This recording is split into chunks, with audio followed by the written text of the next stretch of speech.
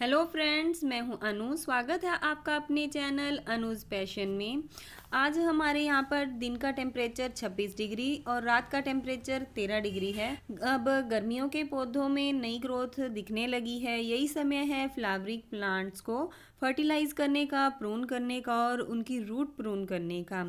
ये मेरा गुड़हल का प्लांट है, इसमें अभी नई ग्रोथ दिखने लगी है। अब मैं इस प्लांट को ढेर सारे फ्लावर्स लेने के लिए तैयार करने वाली हूँ। इसके लिए सबसे पहले मैं इसकी मिट्टी को प्लांट के साइड से निकालने वाली हूँ। अगर प्लांट को आपने अक्टूबर नवंबर में रिपोर्ट कर लिया है तो अब आप इसकी मिट्टी को 3 से 4 इंच तक बाहर निकालकर फर्टिलाइज डालकर फिर से ऊपर से मिट्टी डालकर भर दीजिए। अभी मैं इस पॉट की सारी मिट्टी को बाहर निकालने वाली हूँ क्योंकि मैंने उसे रिपोर्ट नहीं किया था। अगर आप प्लांट को रिपोर्ट करने से थोड़ा डर रहे हैं, आप पहली बार कर रहे हैं, तो यह तरीका आपके लिए सबसे अच्छा है।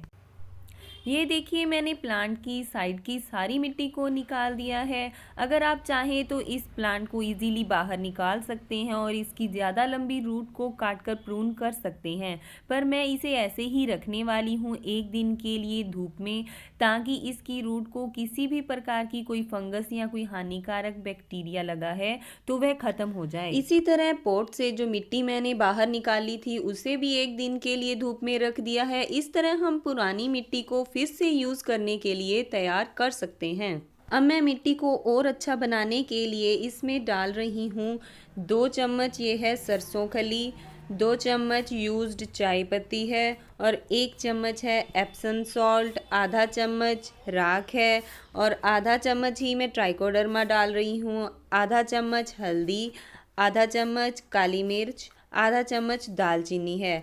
अब इन सब के साथ ही मैं डाल रही हूँ 4 मुट्ठी के करीब ये है वर्मी कंपोस्ट है और 2 मुट्ठी के करीब है गोबर खाद। इनके अलावा अगर आप बनाना, आलू या संतरे के सूखे छिलके हैं आपके पास तो उनका पाउडर करके भी मिक्स कर सकते हैं। जितनी भी हम ये ऑर्गेनिक चीज़ें यूज़ करते हैं, यह सभी चीज़ें स्लो रिलीज़ फर्टिलाइज़र होती हैं। यह धीरे धीरे मिट्टी को और ज़्यादा फर्टाइल बनाती जाती हैं।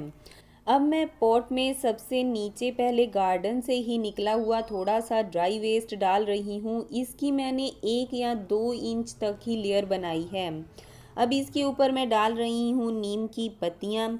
इसकी एंटी फंगल प्रॉपर्टीज़ फंगस को तो रोकेंगी ही, साथ में डिकम्पोज होने के बाद खाद का भी काम करेंगी। इनके ऊपर मैं डाल रही हूँ 1 मुट्ठी गोबर खाद और लास्ट में 1 मुट्ठी वर्मी कंपोस्ट। इससे जो मैंने नीचे ड्राई वेस्ट डाला है उससे वो तेज़ी से डिकम्पोज होता रहेगा। और अब मैं इसके ऊपर मिट्टी भरूंगी। मैं थोड़ी थोड़ी करके मिट्टी डाल रही हूँ और साथ में दबाते जा रही हूँ। ऐसा करने से मिट्टी अच्छी तरह से नीचे एडजस्ट हो जाएगी।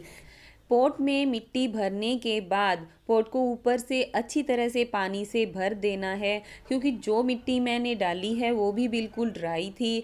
ऐसा करने से पानी नीचे रूट तक चला जाएगा और रूट मिट्टी में अच्छी तरह से एडजस्ट हो जाएगी। अब मैं मिलूंगी आपसे 1 हफ्ते के बाद। तब तक जो रूट प्रूनिंग की वजह से प्लांट को शोक लगा है उससे बाहर आ जाएगा। 1 हफ्ते के बाद स्वागत है आपका। अब मैं इस प्लांट को प्रून करने वाली हूँ, जिसके लिए चाहिए थोड़ी सी रुई, कटर, हल्दी और सैनिटाइजर, या आप हाइड्रोजन पेरोक्साइड का भी यूज़ कर सकते हैं, आपके पास जो भी अवेलेबल हो। सबसे पहले मैं इस कटर को सैनिटाइज कर रही हूँ, ताकि एक प्लांट की कोई भी प्रॉब्लम हो दूसरे प्लांट में ना जाए, नहीं तो प्लांट में डाई बैक होने की प्रॉब्लम का खतरा बढ़ जाता है। अभी मैं इसकी सॉफ्ट प्रूनिंग करने वाली हूँ। मैं ब्रांचेस की टिप को काट रही हूँ, क्योंकि जहाँ से मैं इसे काट रही हूँ वहाँ से 2 ब्रांच निकलेंगी। इस तरह यह प्लांट और भी बुशी हो जाएगा। ब्रांच को हमेशा 45 डिग्री के एंगल में ही काटें। ऐसा करने से ब्रांच की टिप पर पानी रुकेगा नहीं और फंगस या डाई बैक की प्रॉब्लम होने का खतरा कम हो जाएगा।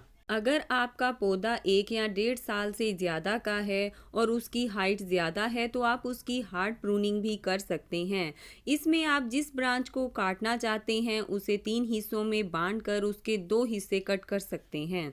मेरे इस प्लांट की हाइट ज़्यादा नहीं है, इसलिए मैं सिर्फ इसकी टिप को ही काट रही हूँ। ये देखिए, मैंने सारी प्रूनिंग कर दी है, सारी पुरानी पत्तियों को हटा दिया है। पर जो ये ब्रांच आप देख रहे हैं, ये इन दोनों ब्रांचेस के बीच में है। एक तो यह ब्रांच टेढ़ी है और दूसरा इन दोनों ब्रांचेस के साथ लगकर इसकी लुक को भी ख़राब कर रही है।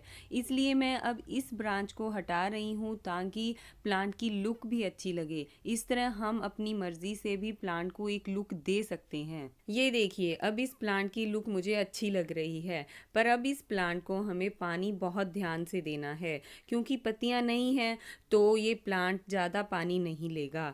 जब तक मिट्टी की ऊपर की लेयर बिल्कुल ड्राई ना हो जाए, पानी नहीं देना है और इसे अभी फुल सनलाइट में ही रखना है।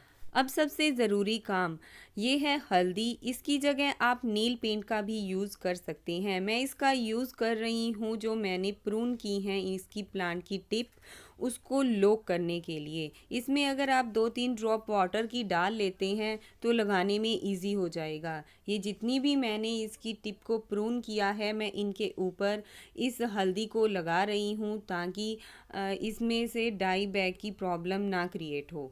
इस तरह मैंने इस प्लांट की सारी जो मैंने टिप प्रून की थी उनको हल्दी से अच्छी तरह लॉक कर दिया है। अब बारी आएगी इस प्लांट को फर्टिलाइज़ करने की, तो उसके लिए मैं इसको काऊ डंग लिक्विड दूंगी और साथ में या तो वर्मी कंपोस्ट टी बना कर दूंगी, क्योंकि उनमें नाइट्रोजन होता है जिससे इसकी लीव्स की ग्रोथ अच्छी निकलेगी। और जब इसमें बर्ड्स आ जाएंगी तो मैं इसमें बनाना पील फर्टिलाइज़र दूंगी और साथ में मैं इसमें सरसों खली का लिक्विड फर्टिलाइज़र दूंगी। ये जितने भी फर्टिलाइज़र इसमें मैं डालूंगी वो सारे मैं 10-10 दिन के अंतराल पे डालूंगी। ये देखिए, इसमें नई ग्रोथ दिखने लगी है तो 1 हफ्ते के बाद मैं इसमें फर्टिलाइज़र देना स्टार्ट कर दूंगी। गुड़हल प्लांट से रिलेटेड अगर ये जानकारी आपको अच्छी लगी हो तो प्लीज़ लाइक कीजिएगा, अपने दोस्तों के साथ शेयर कीजिएगा और मेरे चैनल को सब्सक्राइब कीजिएगा। Thank you.